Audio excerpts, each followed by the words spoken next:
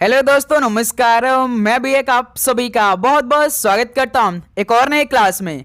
तो साथियों, जैसा कि एसएससी एमटीएस हवलदार का एग्जाम 4 फरवरी से शुरू हो रहे हैं, समय बहुत कम है, केवल 5 दिनों का समय है। तो आज की इस क्लास में इंपॉर्टेंट 65 क्वेश्चन को डिस्कस करने वाले हैं और आप सभी का टारगेट 65 क्वेश्चन में से 65 क्वेश्चन याद करने का होगा। तो साथियों, इस क्लास में हम लोग सबसे पहले जीके इंग्लिश, उसके बाद मैथ और रीजनिंग के क्वेश्चनों को डिस्कस करने वाले हैं। तो साथियों, जिस तरह से आपके एमटीएस हवलदार के एक शिफ्ट में शुरुआती में पहले 25 क्वेश्चन जीके पूछे आएंगे, तो इस क्लास में हम लोग सबसे पहले 25 क्वेश्चन जीके के हल करेंगे। तो आप ट्राई करिएगा कि सबसे पहले 25 क्वेश्चन में से कम आप सभी का 19 से 20 क्वेश्चन सही हो। उसके बाद इंग्लिश में 25 क्वेश्चन में से कम आप सभी का 16 से 17 क्वेश्चन सही हो। उसके बाद जो आपका तीसरा और चौथा सेक्शन है यानी मैथ रीजनिंग, इनमें आप सभी का कम से कम 13 से 14 प्रश्न ठीक हो। तो आज की इस क्लास में इसी तरह सारे सवालों को डिस्कस करने वाले हैं। जिस पैटर्न पे और जिस लेवल के सवाल आपके शिफ्ट में पूछे जाएंगे, उसी लेवल और उसी पैटर्न के क्वेश्चन इस क्लास में हम लोग डिस्कस करने वाले हैं। ध्यान रखिएगा, हर एक क्वेश्चन पे आप सभी का माइनस मार्किंग रहेगा, लेकिन माइनस मार्किंग केवल 2 सेक्शन में रहेगा। जीके में रहेगा स्टार्टिंग में जो 25 क्वेश्चन होगा, उसके बाद इंग्लिश में जो 25 क्वेश्चन रहने वाले हैं। मैथ और रीजनिंग में माइनस मार्किंग नहीं होगा। तो आप ट्राई करिएगा कि मैथ रीजनिंग में खुद से सभी क्वेश्चनों को सॉल्व करें, लेकिन इंग्लिश और जीके जो क्वेश्चन होगा उसको ध्यान से सॉल्व करिएगा। ठीक है, बहुत अच्छी तरीके से एक एक क्वेश्चन इस क्लास में होने वाला। जिनका पेपर 4 फरवरी को है, 5 को है, 6 को है, तो उनके लिए ये पहला मॉडल पेपर होने वाले। बहुत अच्छी तरीके से एक एक क्वेश्चन इस पहले मॉडल पेपर में तैयार किया गया है। ठीक है, तो चलिए क्लास को शुरू करते हैं। लास्ट में आप लोग अपना स्कोर करिएगा, प्लस आप लोगों ने अपना स्लॉट बुक कर लिया होगा, तो एग्जाम डेट आप जरूर बताइएगा, क्योंकि आपके लिए हमें पूरे पेपर का सोल्यूशन इसी तरह करवाना है। ठीक है, तो देखिए आज का पहला प्रश्न आपकी स्क्रीन पर ये रहा।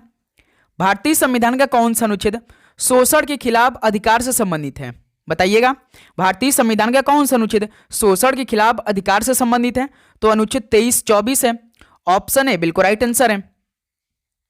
अगला सॉल्व कल करिएगा क्वेश्चन नंबर 2 को। निम्नलिखित में से किसने हाय डांस नामक नृत्य शैली बनाई, जिसे बाद में उन्होंने पुनः नाम दिया और रचनात्मक नृत्य भी कहा था? बताइए, किसने हाय डांस नामक नृत्य शैली बनाई थी, जिसे बाद में उन्होंने पुनः नाम दिया और रचनात्मक नृत्य भी कहा? तो ऐसा किसने किया था? उदय शंकर ने किया था। डी ऑप्शन राइट आंसर है। अगला सॉल्व कल करिएगा क्वेश्चन नंबर 3 को।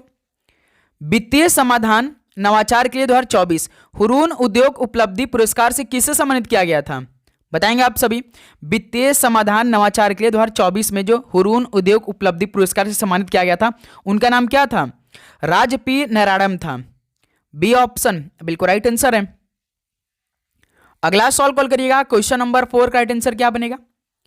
डॉक्टर लक्ष्मी नारायण सुब्रमण्यम एक भारतीय है जो कि कौन से वादक को, उनके किस वादक के लिए 2001 में प्रतिष्ठित पद्म भूषण से सम्मानित किया गया था? बताएंगे आप सभी। डॉक्टर लक्ष्मी नारायण सुब्रमण्यम एक भारतीय हैं जो कि उनके किस वादक के लिए 2001 में प्रतिष्ठित पद्म भूषण से सम्मानित किया गया था? तो ये वायलिन वादक हैं। ऑप्शन है बिल्कुल राइट आंसर है। नेक्स्ट अगला सॉल्व कॉल करिएगा क्वेश्चन नंबर 5 को। सेब में मुख्यतः किस प्रकार का अम्ल पाया जाता है? बताएंगे आप सभी। सेब में मुख्यतः किस प्रकार का अम्ल पाया जाता है? तो इसमें मैलिक अम्ल पाए जाते हैं सेब में। बी ऑप्शन बिल्कुल राइट आंसर है। अगला सॉल्व कॉल करिएगा क्वेश्चन नंबर 6 को। इस सवाल को ध्यान से आप सॉल्व करेंगे अच्छी तरीके से। ठीक है, देखिए, किसी देश का संविधान कई उद्देश्यों को पूरा करता है।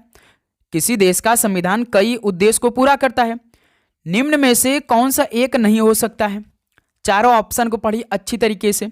जैसे यह नियमों और सिद्धांतों के एक समूह के रूप में कार्य करता है जिस पर देश को शासित किया जाता है, ये बिल्कुल ठीक है भाई। यह कुछ आदर्शों पर सहमत है जिन्हें देश को बनाए रखना चाहिए, बिल्कुल ये भी ठीक है। यह हमें हमारे समाज की मौलिक प्रकृति बताता है, बिल्कुल ठीक है। इसमें शामिल है कि देश को सरकार के राष्ट्रपति के रूप में बनाए रखना चाहिए, बिल्कुल गलत है भाई, ये नहीं हो सकता। तो इस तरह से डी ऑप्शन इस सॉल्व का राइट आंसर हो जाएगा। ओके, चलिए अगला सॉल्व कॉल करेंगे क्वेश्चन नंबर 7 को। द एज ऑफ टाइम निम्नलिखित में से किस प्रसिद्ध व्यक्ति की जीवनी है? द एज ऑफ टाइम किस प्रसिद्ध व्यक्ति की जीवनी है? तो ये कल्पना चावला की जीवनी है जो द एज ऑफ टाइम है। बी ऑप्शन बिल्कुल राइट आंसर है। अगला सॉल्व कॉल करिएगा क्वेश्चन नंबर 8 को।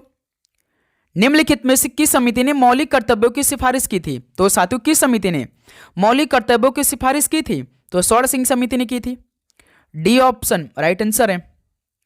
अगला सवाल को देखिए, क्वेश्चन नंबर 9 को, तंजौर में बृहदेश्वर मंदिर निम्नलिखित में से किस स्थापत्य शैली से संबंधित है? ये इंपॉर्टेंट सवाल बनेंगे आपकी शिफ्ट के लिए। तंजौर में जो बृहदेश्वर मंदिर है वो किस स्थापत्य शैली से संबंधित है? तो ये द्रविड़ शैली से संबंधित है। डी ऑप्शन राइट आंसर है। अगला सवाल कॉल करिएगा। तो साथियों आगे बढ़ने से पहले एसएससी एमटीएस एग्जाम 2026 में जो आपका पेपर होगा 4 फरवरी से, तो पेपर में छपने वाला प्रश्न आ चुका भाई। जीके जीएस करंट अफेयर के आप सभी को पूरे 500 क्वेश्चन तैयार करना है अपने पेपर में बैठने से पहले। इंग्लिश के भी आप सभी को पूरे 500 क्वेश्चन तैयार करना अपने पेपर बैठने से पहले।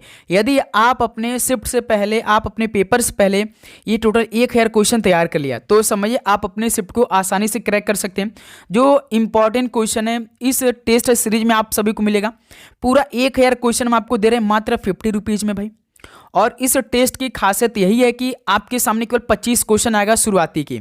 जैसे 40 टेस्ट हम आपको देंगे, 25 की शुरुआती आप सभी को जीके कराएगा। जैसा कि क्वेश्चन आपके पेपर में पूछेंगे, हर एक टेस्ट में लगभग आपको 25 क्वेश्चन मिलेगा।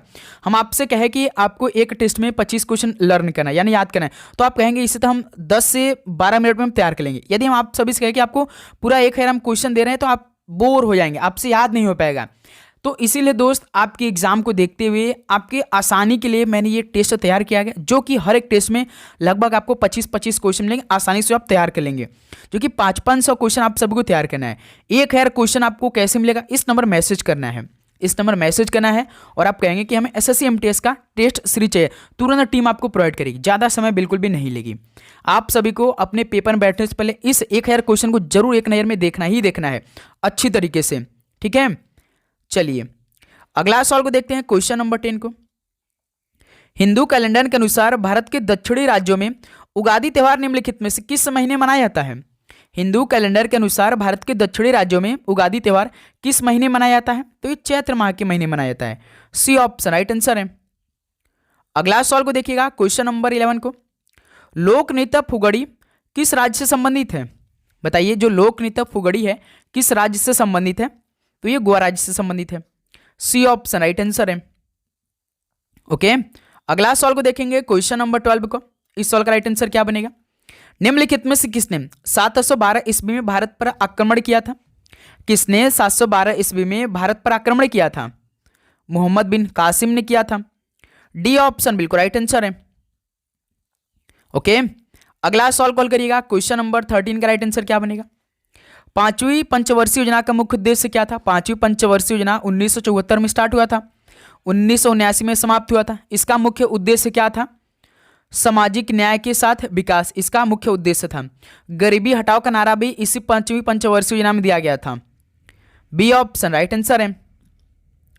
अगला सवाल को देखेंगे, क्वेश्चन नंबर 14 को। किसी देश का व्यापार संतुलन क्या है? तो साथियों, किसी देश का व्यापार संतुलन क्या होता है?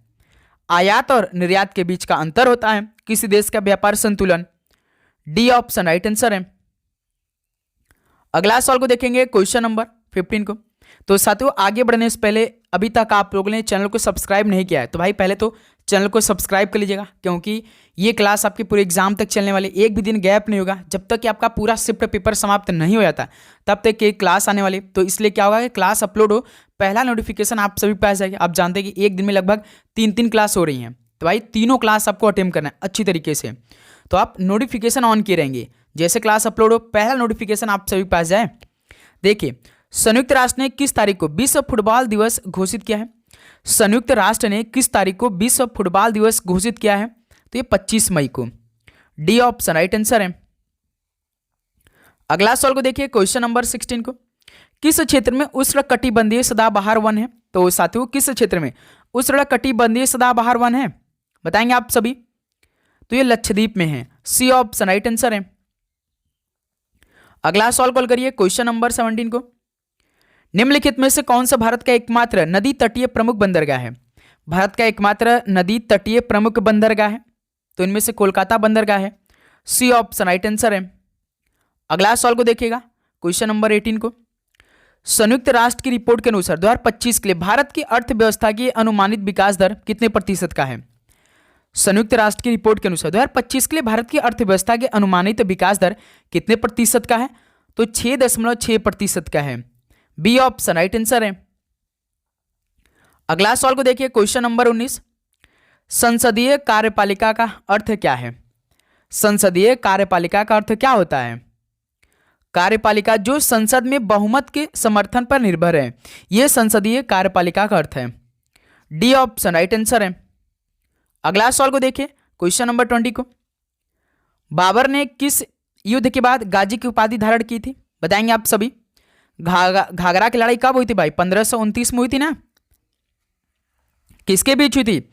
अफगान और बाबर के बीच हुई थी। ये चारों लड़ाई में बाबर ने भाई लड़ा था, केवल एक लड़ाई में बाबर नहीं लड़ा था। जैसे चौसा की लड़ाई हुआ था 26 जून 1500 कब हुआ था? 39 में हुआ था ना, 1539 में हुआ था। इसमें हुमायूं और शेरशाह सूरी के बीच हुआ था। खानवा की लड़ाई कब हुई थी भाई? 1527 में हुई थी, पानीपत के पहले युद्ध के बाद। राणा संगा और बाबर के बीच हुआ था पानीपत की पहली लड़ाई 1526 में हुई थी। ध्यान रखिएगा आप लोग अच्छी तरीके से। पानीपत की जो पहली लड़ाई लड़ी गई थी वो इब्राहिम लोदी और बाबर के बीच लड़ी गई थी। और एक और याद लेके रख लिएगा भाई, चंदेरी के युद्ध। चंदेरी का युद्ध 1528 में हुआ था। इसको भी आप याद रखिए अच्छी तरीके से, ठीक है। तो बाबर ने किस युद्ध के बाद गाजी की उपाधि धारण किया था? तो भाई जो खानवा की लड़ाई हुई थी इसके बाद बाबर ने गाजी की उपाधि धारण किया था। सी ऑप्शन राइट आंसर है। अगला सवाल कॉल करिएगा, क्वेश्चन नंबर 21 को।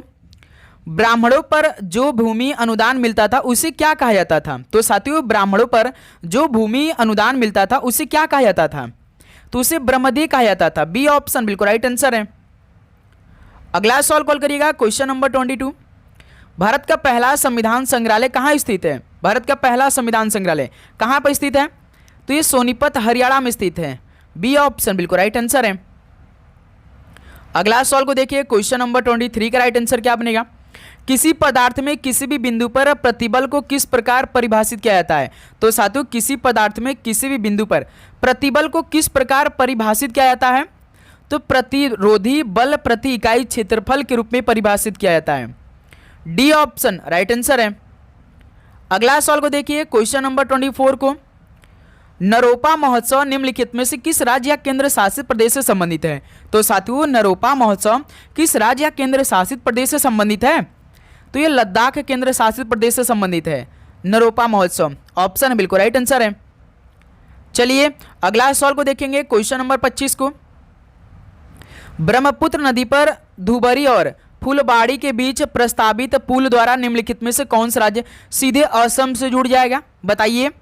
ब्रह्मपुत्र नदी पर धुबरी और फुलबाड़ी के बीच प्रस्तावित पुल द्वारा कौन सा राज्य सीधे असम से जुड़ जाएगा? तो मेघालय राज्य सीधे जुड़ेगा भाई असम से। बी ऑप्शन राइट आंसर है। तो साथियों, पहले सेक्शन में जीके का 25 क्वेश्चन कंप्लीट हो गया। तो बताइए कि आप सभी का पहले सेक्शन यानी 25 क्वेश्चन जीके में से कितना स्कोर रहा आप सभी का? तो अब यहाँ से हम लोग स्टार्टिंग में 25 क्वेश्चन इंग्लिश के सॉल्व करेंगे अच्छी तरीके से। इसमें आप अपना स्कोर चेक करिएगा भाई। देखिए question number 26, choose the correctly spelled word munificent. Munificent यानी जो उदार होता है, उदार जो होता है, जो दानी होता है, तो इसका स्पेलिंग कौन सा ठीक भाई मनीफिसेंट का? ध्यान रखिएगा, इसमें MUNIFICENT यानी सी ऑप्शन जो मनीफिसेंट है, सी ऑप्शन वाला बिल्कुल ठीक स्पेलिंग दिया है भाई। ये करेक्टली स्पेलिंग वर्ड है। मनीफिसेंट मतलब उदार होता है, दानी होता है। तो इस तरह से सी ऑप्शन इस सवाल का राइट आंसर है। अगला सवाल को हल करिए, क्वेश्चन नंबर 27 को देखेंगे आप सभी। Select the most appropriate antonym of the given word. इम्पेड का विलोम शब्द बताइए। इम्पेड का मतलब क्या होता है? बाधा होता है भाई। क्या होता है? बाधा होता है। जैसे कोई आपके काम में बाधा डाल देता है तो उसे हम क्या बोलते हैं? बाधा डालना, इम्पेड बोल देंगे।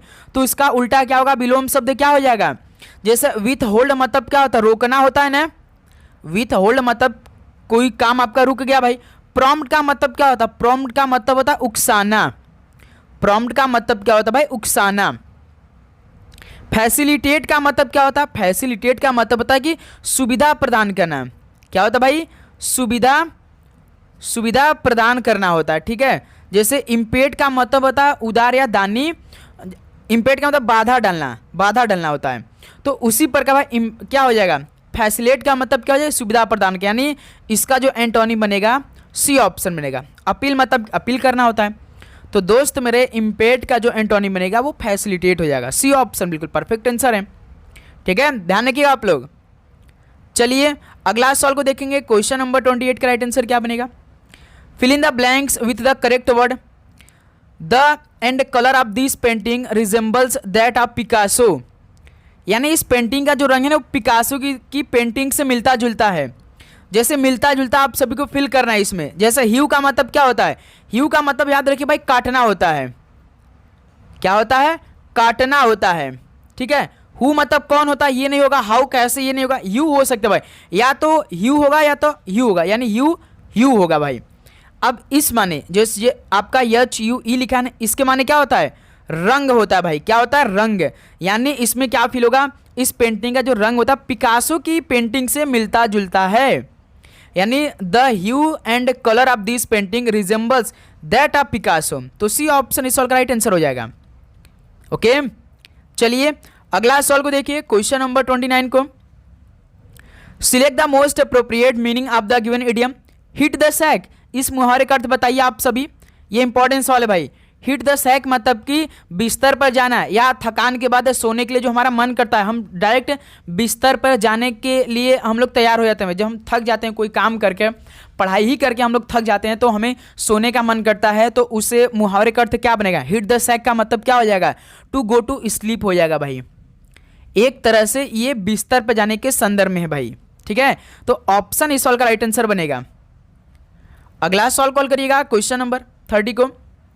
Select the correctly spelled word. Commission का बताइए करेक्ट स्पेलिंग क्या होता है भाई? सभी बताएंगे। COMMISSION होता है कमीशन। तो सी ऑप्शन इस साल का परफेक्ट आंसर है भाई, कमीशन का स्पेलिंग। ठीक है, अगला सवाल को देखिए, क्वेश्चन नंबर 31 का राइट आंसर क्या बनेगा? हल करिए इसे। Select the most appropriate options to substitute the underline segment in the given sentence. He has been suffering of malaria since a week. भाई इसमें बताइए, अंडरलाइन वर्ड तो आपका of malaria since a week दिया है। तो दोस्त मेरे, आप जानते हैं कि बीमारी या किसी बुरी स्थिति का कारण बताने के लिए सफर के बाद हमेशा किस प्रीपोजिशन का प्रयोग किया जाता है? फ्रॉम का प्रयोग किया जाता है मेरे दोस्त। हमेशा याद रखिए, ये सेंटेंस ही आप सभी को पढ़ते समय नजर आ चुका होगा, आपके दिमाग में क्लिक किया होगा कि यहाँ पे तो फ्रॉम होना चाहिए था, ऑफ का इस्तेमाल नहीं होता है।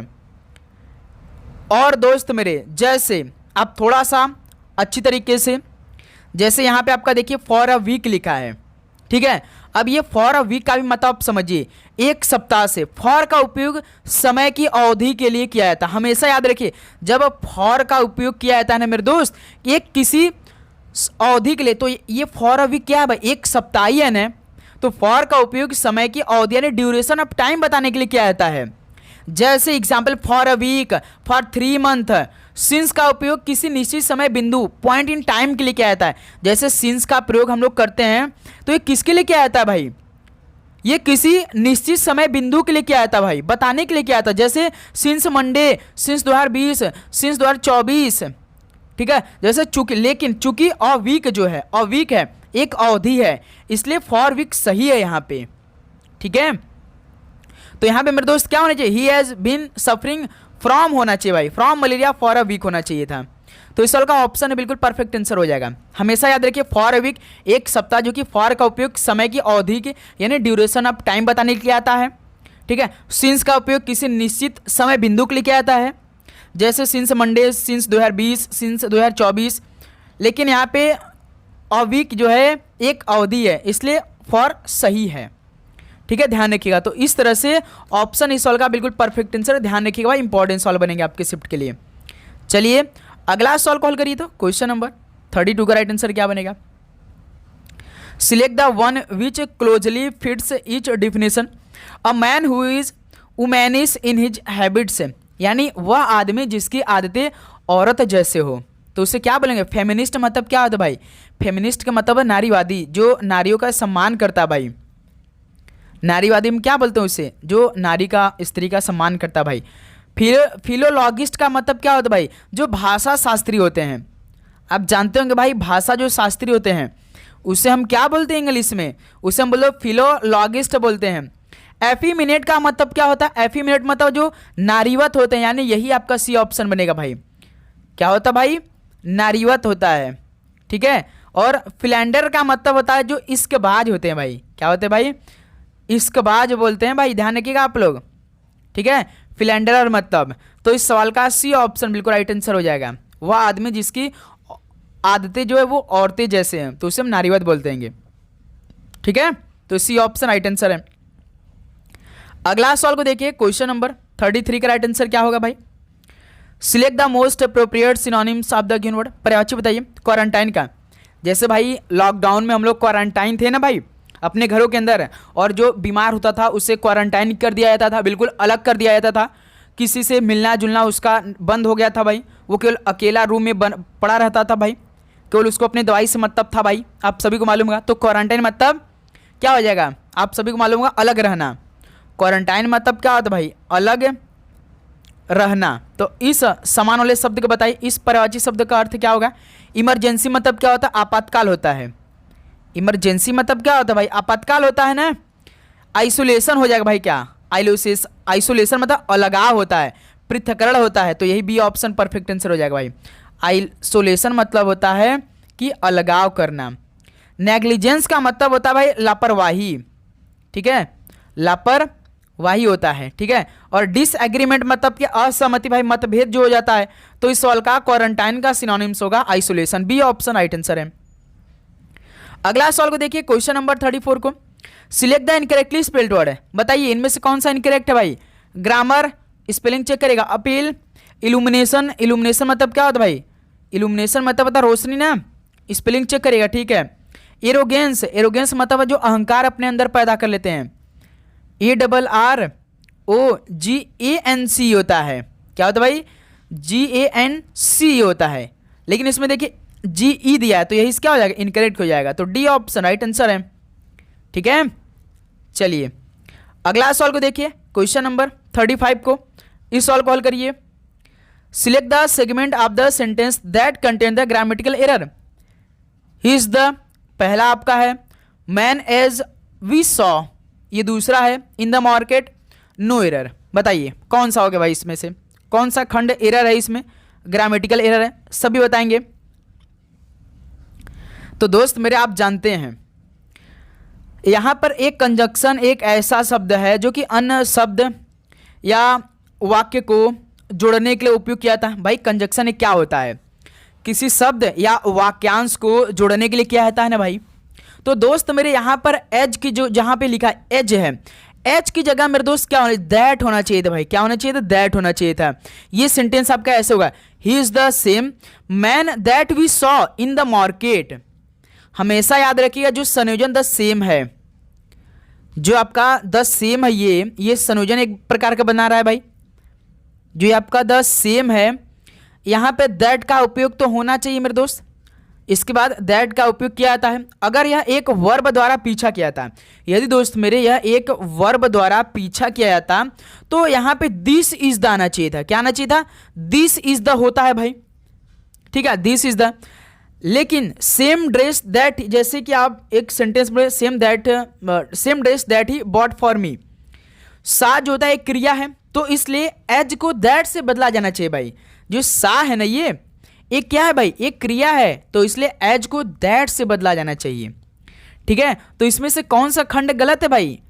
ये आ वाला आपका मैन एज वी सॉ, ये गलत है, यानी बी वाला खंड गलत है भाई, ग्रामेटिकल एरर है। बी ऑप्शन परफेक्ट आंसर है। एक गलत है खाली, एच की जगह यदि दैट होता है तो ठीक रहता भाई, क्योंकि सा एक क्रिया, तो इसलिए एच को दैट में बदला ही जाना चाहिए, नहीं तो आपका सेंटेंस पूरा गलत हो जाएगा, ठीक है। अगला सवाल को देखिए, क्वेश्चन नंबर 36 को, select the most appropriate meaning of the given idiom. Easy does it, इस मुहावरे का अर्थ बताइए। जैसे इजी डज इट का मतलब होता है किसी को धीमा और सावधान रहने के लिए कहने के लिए जो हम करते हैं, तो उसे क्या बोलते हैं? To tell someone to be slow and carefully. तो बी ऑप्शन इस का परफेक्ट आंसर है भाई। किसी को धीमा और सावधान रहने के लिए जो कहा जाता है, रहने के लिए कहते हैं हम लोग, सावधान हो जाइए, धीमा हो जाइए, इजी डज इट, ठीक है।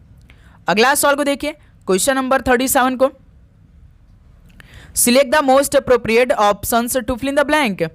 The family made inquiry about his background. इसमें क्या फील होगा? परिवार ने उसके पृष्ठभूमि के बारे में पूछताछ किया। यानी जब आप किसी परिवार से हैं, आप उसके किसी चीज़ से उसके पृष्ठभूमि के बारे में पूछ रहे हैं, तो आप यानी आप कुछ पिछली बातें याद करोगे भाई, जो उसके जीवन में बीत गई होंगी भाई। जैसे डिस्प्यूटेड मतलब क्या होता है भाई? विवादित होता है ना, डिस्प्यूटेड मतलब क्या होता है, विवादित। विवादित चीज आप पूछ सकते हैं, लेकिन इसमें विवादित नहीं फील होगा। डिस्क्रीट आप पूछ सकते हैं भाई, उसके गुप्त के बारे में आप जानकारी ले सकते हैं, तो यही आपका डिस्क्रीट फील होगा इसमें।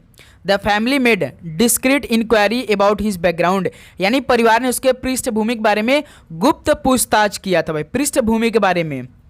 डिस्कार्डेड मतलब क्या होता है भाई, त्यागा हुआ। जो त्यागा हुआ होता है उससे बोलते हैं डिस्कार्डेड। डिजास्टरस का मतलब क्या होता है भाई, जो विनाशकारी होते हैं। क्या होते हैं भाई, विनाशकारी। ठीक है, ध्यान रखिएगा मेरे दोस्त। तो इस सवाल का बी ऑप्शन परफेक्ट आंसर है। अगला सवाल को देखिए, क्वेश्चन नंबर 38 का राइट आंसर क्या बनेगा। In the question given below out of 4 alternative choose the one which can be substitute for the given word sentence. A person living permanently in a certain place. इस सवाल का right answer दिए, solve करिए। A person living permanently in a certain place क्या होगा भाई, तो उसे हम क्या बोलते हैं, निवासी बोल देते हैं ना, यानी रेजिडेंट बोल देते हैं भाई। नेटिव का मतलब क्या होता है, जो मूल निवासी होता है।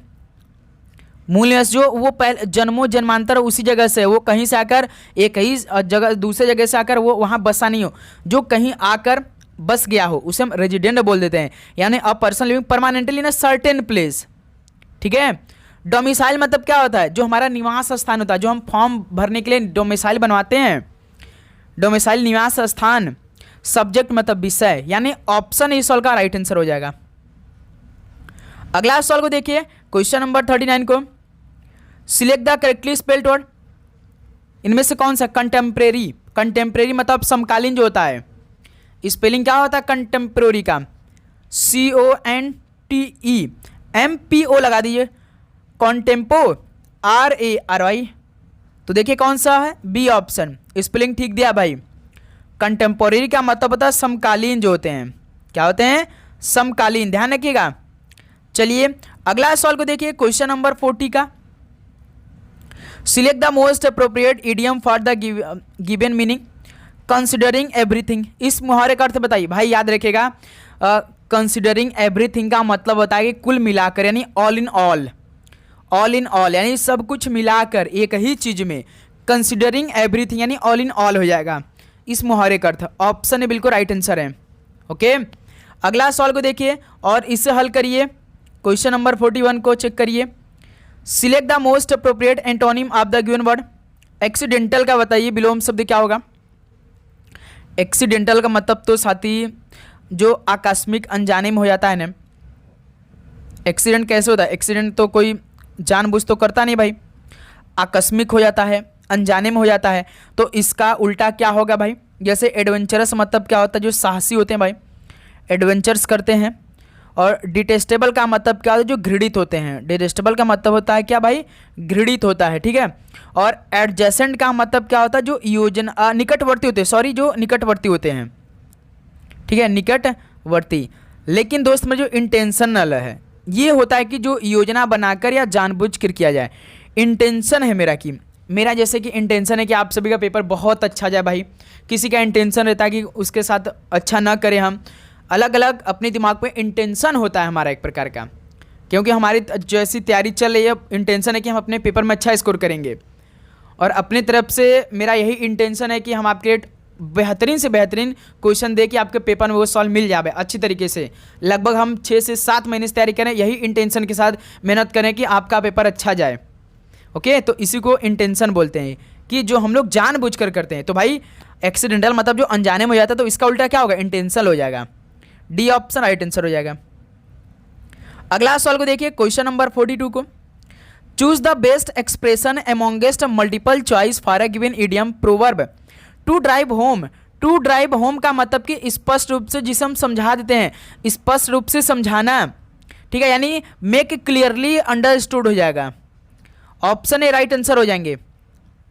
अगला सवाल को देखिए, question number 43, select the most appropriate synonyms of the given word. Narrow का बताइए। नैरो मतलब स्ट्रेट, स्लेंडर, कर्ले, थिक। तो स्लेंडर हो जाएगा भाई। नैरो का synonyms slender, B option right answer है।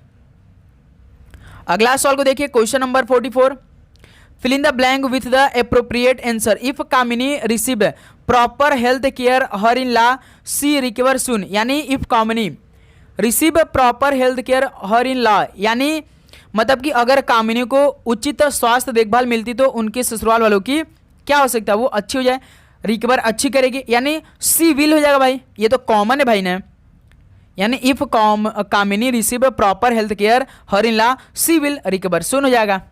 ठीक है, तो बी ऑप्शन इस सवाल का राइट आंसर है। अगला सवाल कॉल करिए क्वेश्चन नंबर 45 को। Select the options that can be used as a one word substitute for the given group of word. A herd of flock of animal being driven in a body.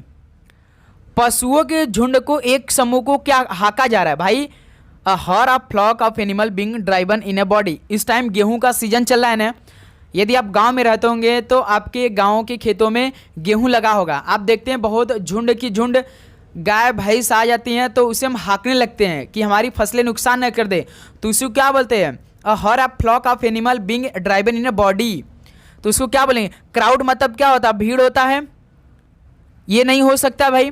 Cluster मतलब क्या होता है, cluster मतलब होता है किसी चीज का समुच्चय, किसी चीज का भाई समूह होता है, जो गुच्छा होता है किसी चीज का। ठीक है, थ्रॉन्ग मतलब क्या होता है, थ्रॉन्ग मतलब होता है भीड़, भीड़ होता है। जमघट जो होता है क्या होता है, जमघट होता है। लेकिन ड्रोव का मतलब होता है कि जानवरों का एक समूह होता है जो कि एक शरीर में चलाया जा रहा है। तो इस सवाल का डी ऑप्शन परफेक्ट आंसर हो जाएगा भाई, ध्यान रखिएगा। ठीक है, चलिए अगला सवाल को देखिए क्वेश्चन नंबर 46 को। Which of the following is the incorrectly spelled word. तो इनमें से कौन सा इनकरेक्ट है भाई, बताएंगे आप सभी। ऑप्सॉट का मतलब क्या होता है, परिणाम होता है, परिणाम होता है। अपरोरियस का मतलब क्या होता है, जो उपद्रवी होते हैं, स्पेलिंग चेक करते रहिएगा, उपद्रवी होता है। डिलेटेंट का मतलब क्या होता है, डिलेटेंट का मतलब होता है कि जो अनुरागी शौकीन होते हैं, लेकिन स्पेलिंग तो ध्यान रखिएगा भाई, डिलेटेंट का मतलब होता है कि DILE, इतना तो था, लेकिन डबल टी होता है भाई, डबल TANE होता है केवल। डिलेटेंट का मतलब होता है मेरे दोस्त जो शौकीन होते हैं किसी चीज का। ठीक है, चेस्टियस का मतलब होता है कि जो सजा देता है भाई, क्या जो सजा देता है या संज्ञा जो देता है। तो इस सवाल का सी ऑप्शन परफेक्ट आंसर है। ओके, चलिए अगला सवाल को देखिए क्वेश्चन नंबर 47 का right answer. Fill in the blank with the suitable tense.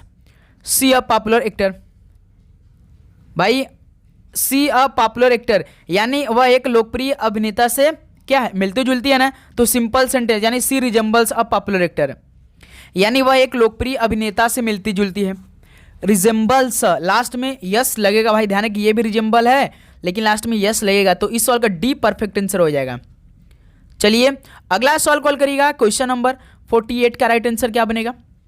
Select the most appropriate meaning of the given idiom. A house of card, यानी भाई ताश के पत्तों का घर, एक ऐसी भोजन संगठन एक ऐसी योजना भाई, एक ऐसी योजना संगठन या स्थिति जो बहुत कमजोर और अस्थिर हो। तो इससे क्या बोलेंगे भाई, जैसे कि एन इनसिक्योर सिचुएशन मतलब क्या होता है, एक असुरक्षित स्थिति, तो यही आपका पहला ऑप्शन बिल्कुल राइट आंसर हो जाएगा। जैसे कि अ हाउस ऑफ कार्ड मतलब क्या होता है, ताश के पत्तों घर, ताश के पत्तों का घर मतलब होता है कि ऐसी योजना संगठन या स्थिति जो बहुत कमजोर और अस्थिर हो, यानी एन इनसिक्योर सिचुएशन यानी एक असुरक्षित स्थिति। और लैविश लाइफ स्टाइल का मतलब क्या होता है, जो एक आलीशान जीवन शैली होती है। और गैम्बलिंग कसिनो का मतलब क्या होता है, एक जो जुआ घर होता है भाई। और डिसऑनेस्ट लाइवलीहुड मतलब कि जो एक बेईमान आजीविका होता है। तो भाई अ हाउस ऑफ कार्ड का मतलब एन इनसिक्योर सिचुएशन हो जाएगा, ऑप्शन इस सवाल का राइट आंसर हो जाएगा। ठीक है, अगला सवाल को देखिएगा क्वेश्चन नंबर 49 का राइट आंसर क्या बनेगा भाई। 4 words are given out of which 1 word is incorrectly spelled. Find the incorrectly spelled word, बताइए। सर्जरी, सपोज, सरपास, सक्सेज, क्या हो जाएगा भाई। सर्जरी स्पेलिंग ठीक है, सरपास ठीक है, सक्सेस ठीक, लेकिन सपोज जो मान लेते हैं उसका स्पेलिंग क्या होता है, SUPPOSE होता है भाई ना। तो देखिए ये केवल SUPOSE दिया है, SUPPOSE होता है भाई। तो इस सवाल का बी ऑप्शन बिल्कुल राइट आंसर है। ठीक है, तो साथियों इस क्लास में केवल इंग्लिश का भाई 24वां क्वेश्चन था। तो बताइए कि आप सभी के 24 क्वेश्चन में से कितना स्कोर रहा, सभी ईमानदारी के साथ बताएंगे, ईमानदारी के साथ आप सभी दोस्त बताएंगे कि आप सभी का कितना स्कोर रहा। अब हम लोग मैथ के क्वेश्चनों को बहुत ही अच्छी तरीके से सॉल्व करेंगे। आप लोग भी एक एक क्वेश्चन मैथ के सॉल्व करेंगे। यदि बिक्री कर में 23% की वृद्धि की जाती है और एक दुकानदार की सुविधा में 8% की कमी की जाती है तो बिक्री कर की अनुमानित दर ज्ञात करिए। हल करिए भाई। भाई देखिए मैथ के सवाल आपको थोड़े से डिफिकल्ट लेवल के तैयार करना है। तो दोस्त मेरे बिक्री कर में 23% की क्या हुई, पहले तो वृद्धि हुई है और कुल आय में, और भाई कुल आय में जो दुकानदार का कुल आय है इसमें 8% की क्या हुई, कमी हुई है। ठीक है, तो यहां से बिक्री कर क्या हो जाएगा भाई, यहां से बिक्री कर बराबर क्या, बिक्री कर बना यानी बिक्री कर अपान में 1 में कुल आय हो जाएगा भाई। ठीक है, ये फॉर्मूला आपको मालूम है। बिक्री कर आपका अनुपात में 1 कुल आय होता है। जैसे बिक्री कर में पहले तो 23% की वृद्धि हुई है। ठीक है, बिक्री कर में पहले तो 23% की वृद्धि हुई है और कुल आय में 8% की कमी हुई, तो बिक्री कर अनुपात में 1 में कुल आय हो जाएगा। अब इसे आप कैसे सॉल्व करेंगे, जैसे बिक्री कर जो यहां से आपका बिक्री कर है, बिक्री कर में आप पहले 23% का गुणा करिए बराबर परसेंटेज गुणा ये शुद्ध आय का, क्या भाई, शुद्ध आय का 8% हो जाएगा भाई। ठीक है, तो यहां से आप फॉर्मूला आपको मालूम है सेल टैक्स, जो सेल टैक्स बराबर में आपका जो नेट इनकम है, जो नेट इनकम है कितना भाई, सेल टैक्स कितना, यानी कितना हो रहा है, 8% की कमी हो रही है। नेट कितना है 23 + 8, ये 23% की वृद्धि हुई। जो नेट इनकम कितना है, पहले यदि बिक्री में 23% वृद्धि हुई तो ये नेट इनकम हो जाएगी भाई 23। अब कुल आय कितना हो जाएगा भाई, कुल आय 23 + 8 31 है भाई। ये जो कुल आय है कितना है भाई, 31 है, 8 + 23 31 है। तो दोस्त मेरे यहां से तो ये इतना हो गया। बिक्री कर में पहले तो गुणा 23% के बराबर, शुद्ध आय में 8% गुणा।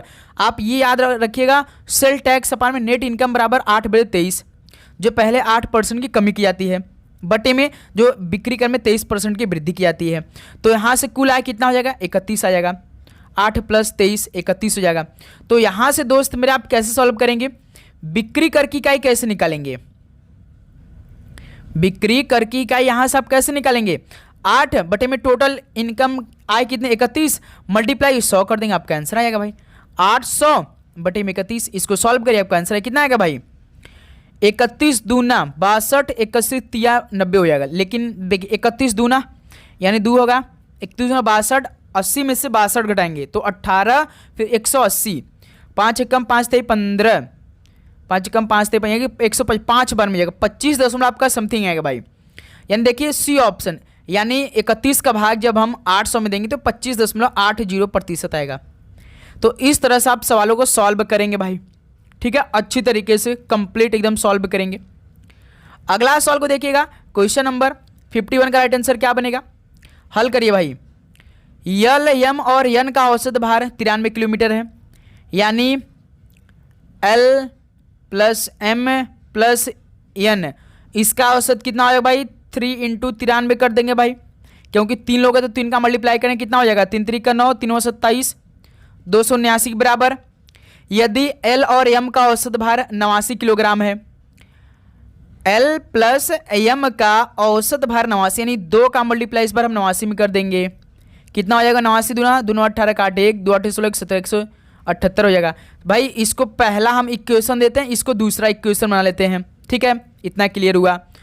उसके बाद देखिए, और यम और यन का औसत भार 96.5 किलोग्राम है, यानी यम + यन का औसत, यानी 2 लोग हैं तो इनका औसत 96.5, इसका मल्टीप्लाई करिए, 2 5 96 दूना 2 5 10 के 0 1 2 6 के 12 13 का डायरेक्ट हम लिखेंगे भाई, 2 9 18 19 193 के बराबर। ये तीसरा का आपका इक्वेशन बन गया भाई। 96.5 का गुणा 2 में करेंगे तो 193 आएगा, ये आप सभी को मालूम होना चाहिए। 0 हम नहीं लिख रहे हैं क्योंकि पॉइंट से हट जाएगा। ये तीनों इक्वेशन हो गया। सवाल क्या पूछा, केवल यम का भार किलोग्राम में कितना होगा। तो दोस्त मेरे केवल हमें यम का बताना, यम तीनों में है, तो हम क्या कर सकते हैं, जैसे देखिए इसमें यल और यन है, तो पहले तो हम देखिए हमें यम का निकालना है, तो पहले हम दूसरे और तीसरे समीकरण को जोड़ लेते हैं भाई, दूसरे और तीसरे समीकरण को जोड़ लेते हैं। ठीक है, तो देखिए दूसरे और तीसरे को जोड़ेंगे तो यहां से कितना हो जाएगा, एक यल है और इसमें यम यम दो है, तो इसमें कितना हो जाएगा, 2m हो जाएगा और प्लस n हो जाएगा भाई, क्योंकि सिंगल n है।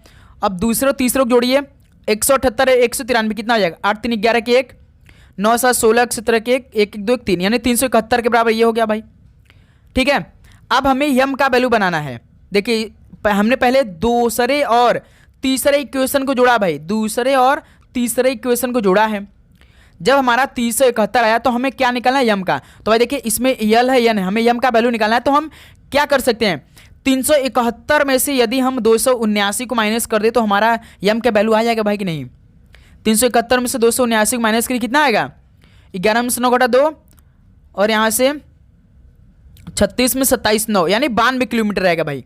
कितना आएगा, यानी यम का जो भार होगा किलोग्राम में 92 किलोग्राम आएगा, यानी डी ऑप्शन बिल्कुल राइट आंसर बनेगा। क्लियर, बताइए। देखिए यल प्लस यम का जो औसत कितना दिया था भाई, 93, यानी 3 लोग तो 3 का मल्टीप्लाई कर देंगे, 93 279 आ गया। फिर उसके बाद यल और यम का औसत भार 89, तो यल प्लस यम 2 × 89 बराबर 178 हो गया। फिर उसके बाद यम और यन का इसको हमने जोड़ा, जो कि 2 लोग हैं यम और एन, तो इसका मल्टीप्लाई करेंगे 96.5 का गुणा 2 में, तो 193 जाएगा। अब हमें भाई यम का वैल्यू बताना है, तो पहले हम दूसरे और तीसरे को जोड़ लेते हैं, तीसरे पहले और से घटा देते हैं, हमारा आंसर आ जाएगा। क्योंकि यल एन इसमें, यम एन इसमें, एल एन इसमें, हो जाएगा भाई। क्लियर, यहाँ तक आप सभी किसी प्रकार का डाउट बिल्कुल नहीं। चलिए अगला सवाल को देखिएगा, क्वेश्चन नंबर 52 का राइट आंसर क्या बनेगा। एक वस्तु का क्रय मूल्य वस्तु के अंकित मूल्य से 20% कम है, यदि वह वस्तु पर 20% की छूट देता है तो दुकानदार अर्जित लाभ या हानि प्रतिशत ज्ञात करेगा। मान लेते हैं भाई मार्केट प्राइस यानी अंकित मूल्य 100 रुपया है, ठीक है। तो यहां से कास्ट प्राइस हम पहले कितना निकालेंगे, 100 का 80% निकाल लीजिए, क्योंकि भाई पहले तो 20% कम करा, यानी 100 से 20 कम हो यानी 80 हो गया, यानी 100 का 80% कितना होगा गुरु, 80 हो जाएगा ना, यानी ये कास्ट प्राइस 80 आ गया। अब आप सभी को छूट 20 के, उसके बाद फिर देखिए 20% की छूट दे रहा है, तो यहाँ से आप सेलिंग प्राइस निकाल लीजिए। फिर से कास्ट प्राइस 80 निकल चुका है भाई, ठीक है। अब यहाँ से छूट 20% थे, छूट 20% सेलिंग प्राइस निकालिए, कितना हो जाएगा, बेसिक वाला फॉर्मूला आपको याद होगा, 100 माइनस उसका 100 गुणा में 20 का छूट निकालिए, कितना होगा, 100 मल्टीप्लाई, तो यहाँ से 100 में से 20 घटा देंगे 80 आएगा। तो यहाँ से दोस्त मेरे कास्ट प्राइस भी तो 80 आया था और सेलिंग प्राइस भी 80 आ गया। अब जब लाभ या हानि निकालते तो एसपी माइनस सीपी करते हैं ना, तो 80 में से 80 घटाएंगे तो 0 आएगा, यानी न तो लाभ होगा न तो हानि हो जाएगा, यानी डी ऑप्शन इस सवाल का राइट आंसर हो जाएगा। तो दोस्त मेरे देखिए पहले ये सवाल आप कैसे सॉल्व करेंगे एक बार फिर से आप समझेंगे। एक वस्तु का क्रय मूल्य वस्तु के अंकित मूल्य से 20% कम है, यानी मान लेते हैं कि मार्केट प्राइस को हम क्या बोलते हैं, अंकित मूल्य। मान लेते हैं कि 100 रुपये हमने मान लिया, ठीक है। तो यहाँ से पहले हम लोग कास्ट प्राइस निकालेंगे कि नहीं भाई, कास्ट प्राइस कैसे निकालेंगे, 100 का 80%, क्योंकि 20% कम करें, यानी तो 100 से 20% कम होगा तो 80 होगा ना, तो हम क्या करेंगे 100 का 80% निकालेंगे भाई। तो यहाँ से कास्ट प्राइस हमारा 80 आ जाएगा, ठीक है। तो फिर देखिए छूट दूसरे काम में देखिए 20% की छूट देता है, तो दुकानदार द्वारा अर्जित लाभ या हानि कितना होगा, ठीक है। लाभ या हानि कैसे निकाल दी, एसपी माइनस सी पे कर लेते हैं, विक्रय माइनस से क्रय कर ले, विक्रय में से क्रय को घटा देते हैं भाई, एसपी माइनस सीपी कर लेते हैं। तो यहाँ से छूट जब हम लोग छूट का 20% दिया है, तो यहाँ से हम लोग सेलिंग प्राइस कैसे निकाल लेते भाई, 100 ये फॉर्मूला 100 गुणा में 20% छूट दे रहा है, मल्टीप्लाई 100 का 20% निकाल लीजिए भाई, तो कितना आएगा 20 आएगा, तो 100 में से 20 को घटा देंगे 80 हो जाएगा। तो यहाँ से सेलिंग प्राइस भी हमारा 80 आ गया, तो सेलिंग प्राइस माइनस सीपी कितना होगा, 80 माइनस 80 0 हो जाएगा, नहीं ना तो लाभ होगा ना तो हानि हो जाएगा।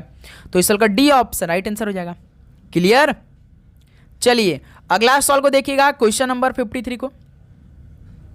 एक ट्रेन की गति 15 मीटर प्रति सेकंड है, वह 15 किलोमीटर की दूरी कितने समय में तय करेगी। सॉल्व करिए भाई, ये बेस्ट लेवल का सवाल, लेकिन थोड़ा सा आपको दिमाग लगाना है।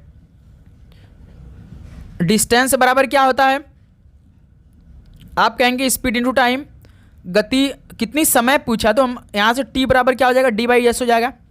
ये फॉर्मूला हमें अप्लाई करना है, टी बराबर डी बाई एस पे हमें रखना है, ठीक है। पहले हम क्या करेंगे, जैसे एक ट्रेन की गति पहले 15 मीटर प्रति सेकंड है, स्पीड मेरे दोस्त 15 मीटर प्रति सेकंड दिया है, ठीक है।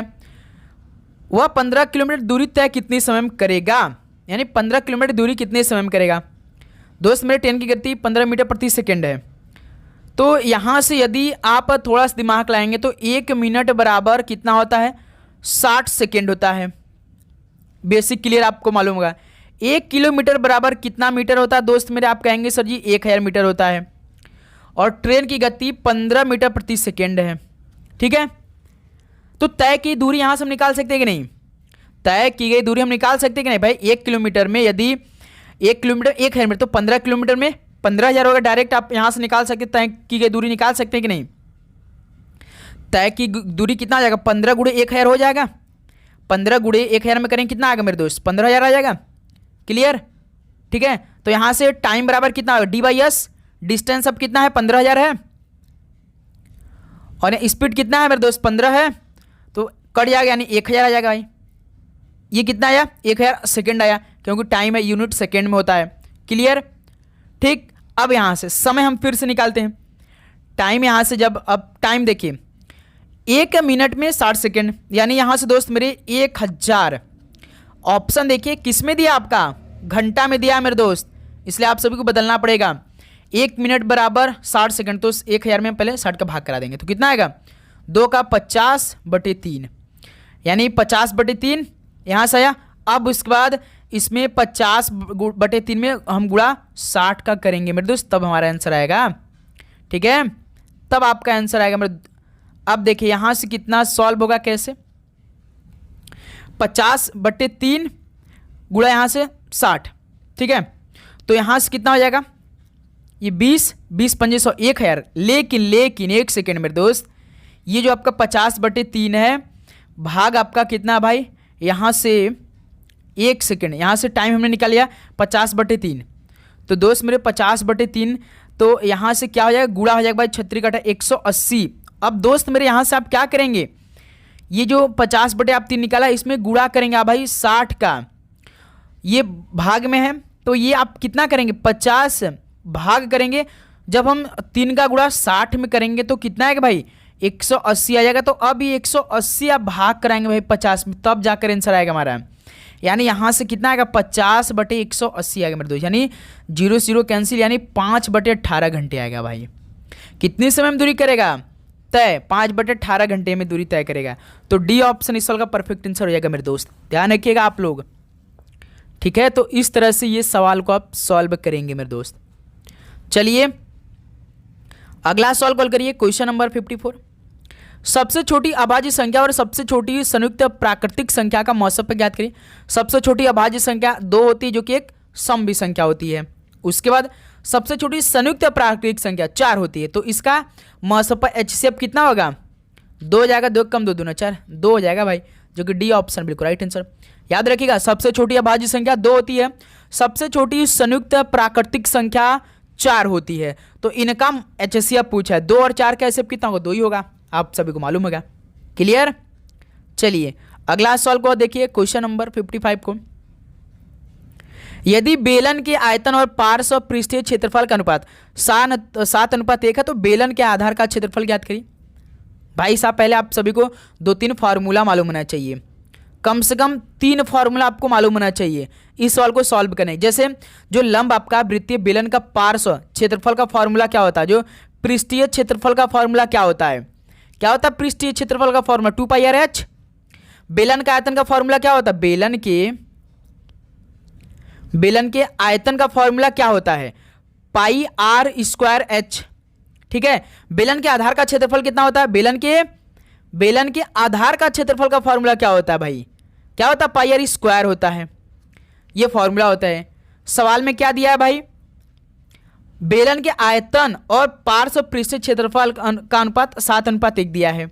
यानी दोस्त प्रश्न के अनुसार हम चलते हैं, तो देखिए ये तीनों फार्मूला नोट डाउन कर लिया होगा।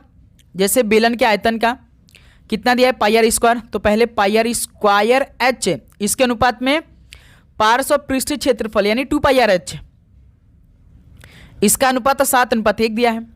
दोस्त मेरे यहाँ से 2πr²h यानी बेलन का आयतन बटे में पृष्ठीय क्षेत्रफल का 2πr/h, इसका अनुपात 7:1 दिया है। तो देखिए h से h कैंसिल हो जाएगा, पाई से पाई कैंसिल हो जाएगा, r² r, यानी r से r कैंसिल, एक r बचेगा। यानी यहाँ से r/2 बट बराबर 7 हो जाएगा भाई। 1 का भाग 7 में देंगे 7 बार में, यानी r की वैल्यू यहाँ से 14 आ गई। r की वैल्यू यहाँ से 14 आ गई, लेकिन हमें सबको बताना भाई आधार का क्षेत्रफल बताना है भाई। अब देखिए पाई आर स्क्वायर लगा दीजिए। बेलन के आधार का क्षेत्रफल हमने क्या बताया था आपको, पाई आर स्क्वायर। आर की वैल्यू हमने 14 निकाल लिया भाई, पाई की वैल्यू 22/7 रख दीजिए। क्या होता है पाई आर स्क्वायर, पाई की वैल्यू 22/7, आर की वैल्यू हमने 14 निकाल लिया, तो 14 × 14 क्योंकि आर स्क्वायर है। 7 × 7 7 दूनी 14, 22 1 सेकंड 22 दूनी 44, 44 × 14 कितना हो जाएगा, 14 चौका 56 का 6 5, 14 56 5 61, यानी 616 वर्ग इकाई हो जाए, जो कि बी ऑप्शन। ठीक है, बी ऑप्शन परफेक्ट आंसर है। दोस्त मेरे आपको किसी भी प्रश्न पे डाउट हो तो कमेंट सेक्शन में जरूर बताइएगा। क्वेश्चन नंबर 56 को सॉल्व करिए। 72 रुपए पर अंकिता 1 दर्जन जोड़ी जूतों पर 20% की छूट खरीदती है, तो 1440 रुपए में कितने जोड़ी जूते खरीदे जा सकते हैं। ये सवाल आपके लिए होमवर्क रहेगा। इस सवाल का राइट आंसर आप कमेंट सेक्शन में आप हमें बताइए। सभी दोस्त सॉल्व करके बताएंगे भाई। ओके, चलिए अगला सवाल को देखेंगे, क्वेश्चन नंबर 57 को। 5 वर्षों के लिए 7% वार्षिक ब्याज दर पर उधार ली गई राशि 3000 पर साधारण ब्याज रुपीज में ज्ञात करिए। ये तो आसान सवाल भाई, सिंपल इंटरेस्ट बराबर principal into rate into time बटे में 100। प्रिंसिपल सबसे अधिक नंबर में जो कि 3000 दे रखा है, रेट हमेशा परसेंटेज में जो कि 7%, टाइम आपका 5 वर्ष बटे में 100। डबल जीरो से डबल जीरो कैंसिल, 30 × 5 = 150, 150 7 15 से 105 यानी 1050 हो जाएगा, जो कि बी ऑप्शन। बिल्कुल परफेक्ट आंसर हो जाएंगे। यहाँ तक आप सभी किसी प्रकार का डाउट इस सवाल को सॉल्व करने में बिल्कुल नहीं भाई। चलिए अगला सवाल को हल करेंगे। क्वेश्चन नंबर 58 का राइट आंसर क्या निकल के आएगा। 12 और 42 के बीच आने वाली अभाज्य प्राइम संख्याओं के समूह का औसत निम्नलिखित में से क्या होगा। आप सभी को 12 से लेकर 42 के बीच जितने प्राइम संख्या उसको लिखना है, पहले अभाज्य संख्या लिखना है। तो कौन का देख, एक 13 एक आपका अभाज्य संख्या होता है, 13 14 15 17 19 20 एक सम संख्या, 21 भी भाज्य संख्या, 21 22 भी है, 23 एक और अपने आप से कटती है। अभाज्य संख्या वो संख्या होती है जो केवल एक और अपने आप से कटती है भाई। 23 29 उसका 31 37 41, ये हो गई भाई 12 से लेकर 42 के बीच की सभी अभाज्य संख्या है।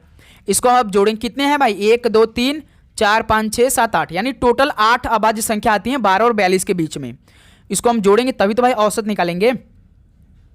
जोड़िए कितना आ रहा है, सभी जोड़ेंगे। देखिए 13 17 30, 13 17 30 30, उसके बाद 30 देखिए 30 19 49 49 23 49 23 72 72 और 29 101 101 और 31 132 132 और 37 169 169 और यहाँ पे 169 और 41 कितना हो जाएगा, 69 1 70 30 210, यानी 210 बटे में 8 भाग करिए। 210 में 8 का 8 दूना 16, 21 में 16 5 0 50 8 6 48, यानी 26 का समथिंग आएगा भाई, जो कि डी ऑप्शन। देखिए ये आपका राइट आंसर है, डी ऑप्शन।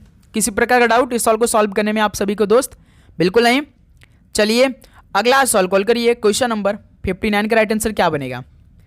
देखिए 6 लड़के हैं A B C D E तथा एफ एक वृत्ताकार मेज के चारों केंद्र की ओर उन्मुख बैठे हैं।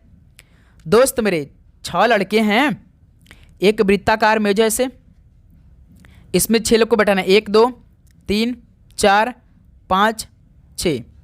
एक एक लाइन को पढ़ेंगे, एक एक लाइन को कंप्लीट कर देंगे। सी तथा डी के बीच एक लड़का बैठा है, तो दोस्त मेरे सी तथा डी के बीच में एक लड़का बैठा है।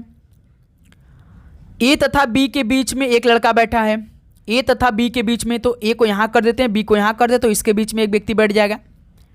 या तो हम ऐसे भी कर सकते हैं भाई, या तो ए को यहां कर देते हैं, बी को यहां कर देते हैं, तो भी ये बैठ जाएगा भाई। एक ही व्यक्ति बैठा है तो ए और बी के बीच में डी को बैठा देते हैं, ये भी लाइन क्लियर हो गया।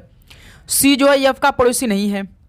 देखिए एफ का पड़ोसी सी नहीं है, तो एफ को यहां बैठा देंगे, तभी तो भाई एफ और सी आपस में पड़ोसी नहीं होंगे। तो एक खाली बच रहा है, तो यहां पे कौन बैठ जाएगा, ए बी सी डी। ई नहीं बैठा तो ई को यहां बैठा दिया। सवाल क्या पूछा है, देखिए और अगला लाइन भी पढ़िए भाई। ए जो ई के ठीक बाईं ओर बैठा है, ए के ठीक बाईं ओर ई के ठीक बाईं ओर ए बैठा है भाई साहब, लेकिन ई यहाँ बैठा है, लेकिन इसके ठीक बाईं साइड में, यानी बाईं साइड में ए आना चाहिए, लेकिन यहाँ पे तो एफ आ रहा है, लेकिन ये तो नहीं बैठेगा भाई, ये नहीं मैच करेगा।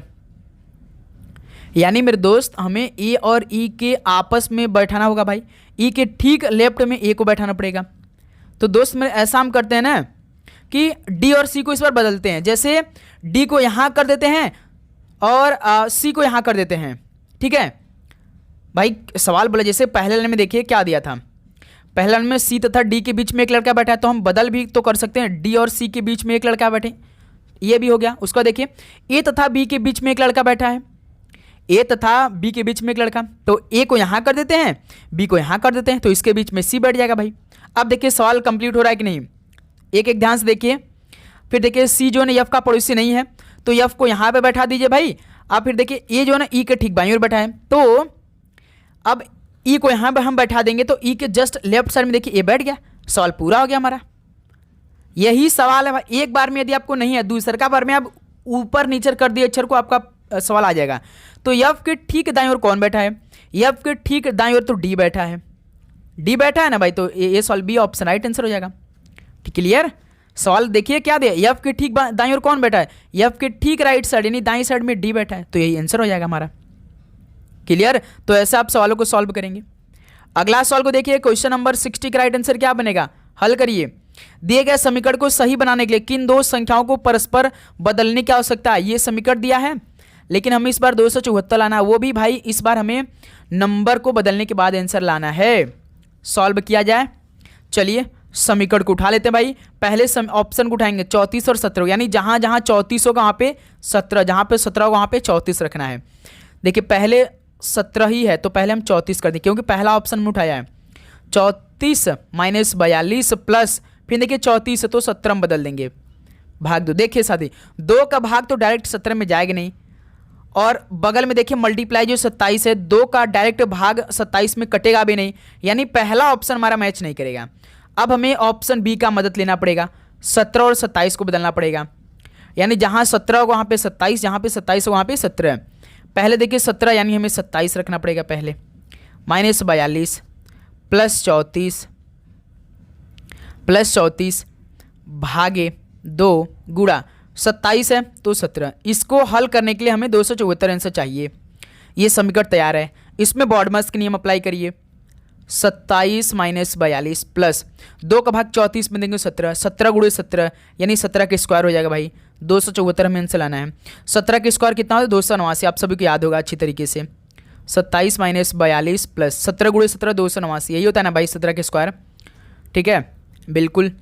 अब देखिए ये 289 ये प्लस 27 कितना हो जाएगा भाई, 289 में 27 हमें जोड़ना है, 89 में 11 दे देंगे तो 100 यानी 300, 316 में से 42 को घटाना है हमें, कितना आएगा 6 में से 2 घटा 4, 31 में 4 घटा 27 यानी 274। देखिए हमें यही 274 लाना था ना, यानी 274 बराबर हो गया भाई 274, यानी बी ऑप्शन रखने, यानी 17 और 27 बदलने से हमारा बी ऑप्शन आ चुका है।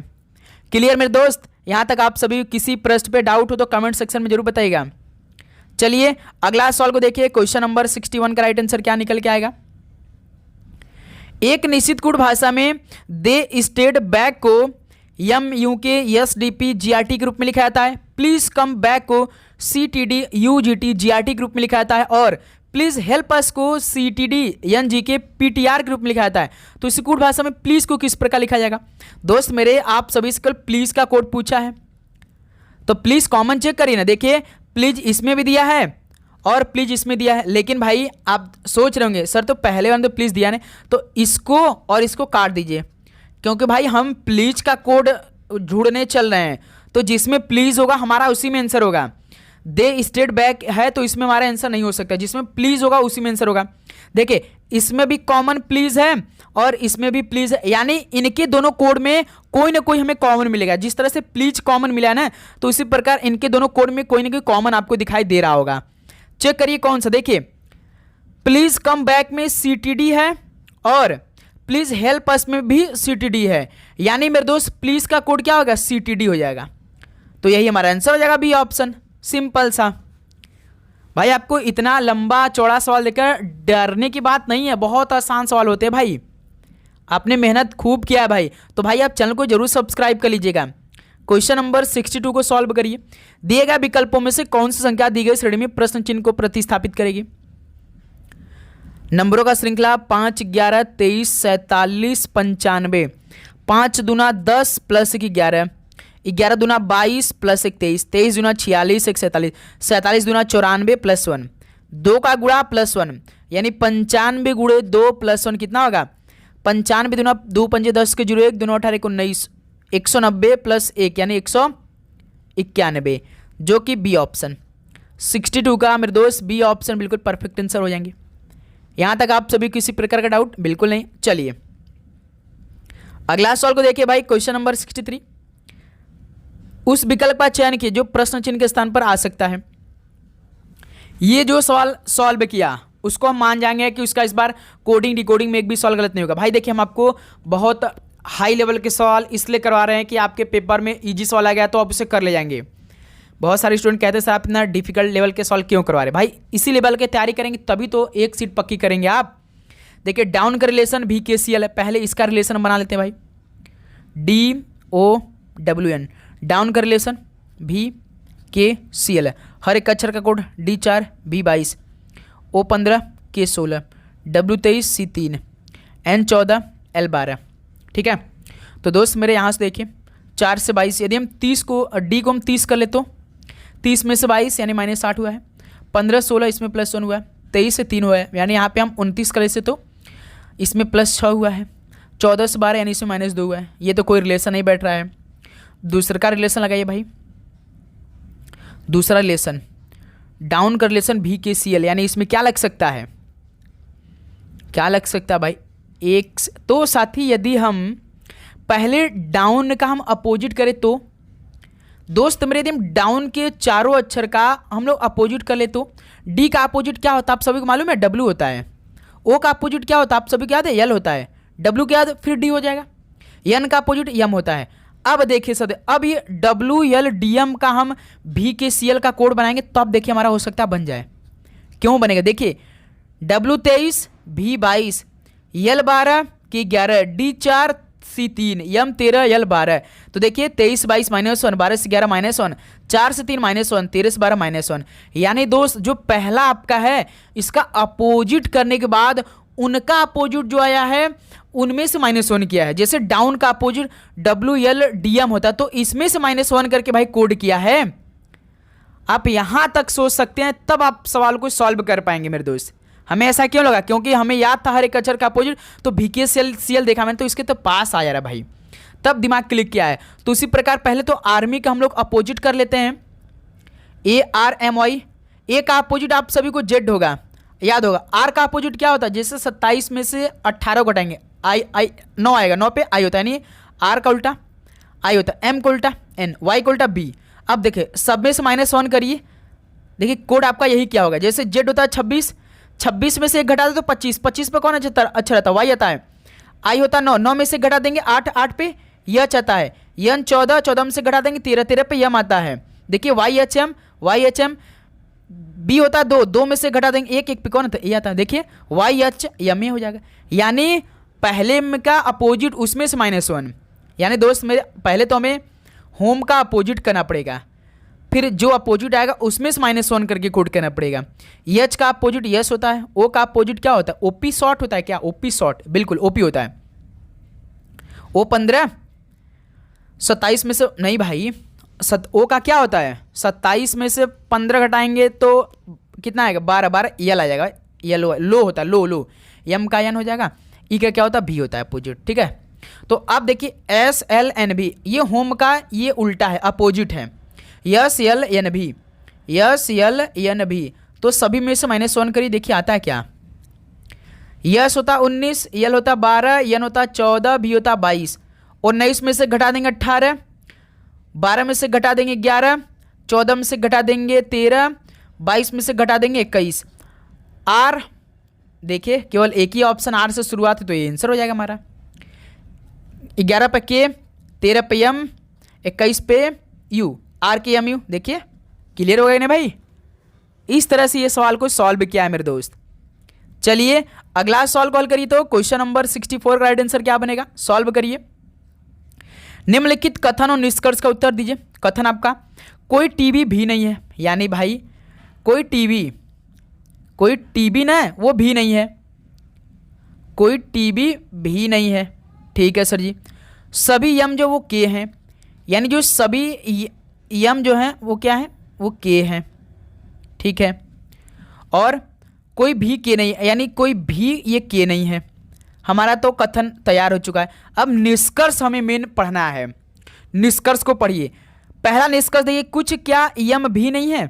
देखिए क्या कुछ यम भी नहीं है, यम भी नहीं है भाई आपके अनुसार। जैसे देखिए सवाल बोला है कि पहला निष्कर्ष देखिए कथन के अनुसार, क्या कुछ यम भी नहीं है ना। देखिए ये भी भाई नहीं है, सॉरी नहीं है पूछा ना, जैसे कुछ यम भी नहीं है, सवाल ऑलरेडी बोल दिया कि कुछ यम भी नहीं है, यानी पहला हमारा निष्कर्ष कथन के अनुसार अनुसरण करा भाई। दूसरा का पढ़िए, कुछ भी क्या के नहीं है, कुछ भी क्या नहीं, इनका तो रिलेशन नहीं बना, यानी ये भी बिल्कुल ठीक लग रहा है। तीसरा का कुछ टी एम नहीं है, कुछ टी एम, भाई इनका तो दूर दूर रिलेशन नहीं है, तो ये तीसरा का तो ऑलरेडी हो ही नहीं सकता है। यानी इसमें केवल पहला और दूसरा का अनुसरण कर रहे हैं भाई निष्कर्ष कथन के अनुसार। सवाल देखिए क्या पहला निष्कर्ष क्या है, कुछ यम क्या भी नहीं है, कुछ यम भी नहीं है भाई, सवाल बोला है ना कि कुछ यम भी नहीं है, तो देखिए ये डायग्राम के अनुसार देखिए कि कुछ यम भी नहीं है। दूसरा का देखिए कुछ भी के नहीं है, कुछ भी के नहीं है, सवाल बोल दिया है कुछ भी के नहीं है, ये भी फॉलो कर रहा है भाई दूसरा का निष्कर्ष। तीसरा का देखिए कुछ टी एम नहीं है, इनका दूर दूर का रिलेशन नहीं बना, तो ये तो हो ही नहीं सकता है। यानी केवल 1 और 2 अनुसरण कर रहे हैं, तो कौन सा है ऑप्शन में 2 और 3 4 नंबर। देखिए निष्कर्ष 1 और 2 दोनों अनुसरण करते हैं, यानी चौथा इस वाला राइट आंसर होगा डायग्राम के अनुसार। ओके दोस्त मेरे सभी को क्लियर। चलिए अगला सॉल्व कॉल करिएगा। क्वेश्चन नंबर 65 का राइट आंसर क्या निकल के आएगा, उस विकल्प का चयन कीजिए जो तीसरे शब्द से उसी प्रकार संबंधित है जैसे दूसरा शब्द से संबंधित है। हिंदी का संबंध है देवनागरी तो अंग्रेजी का, हिंदी देवनागरी हिंदी की लिपि देवनागरी, तो अंग्रेजी की लिपि लैटिन होता है, तो डी ऑप्शन परफेक्ट आंसर हो जाएंगे।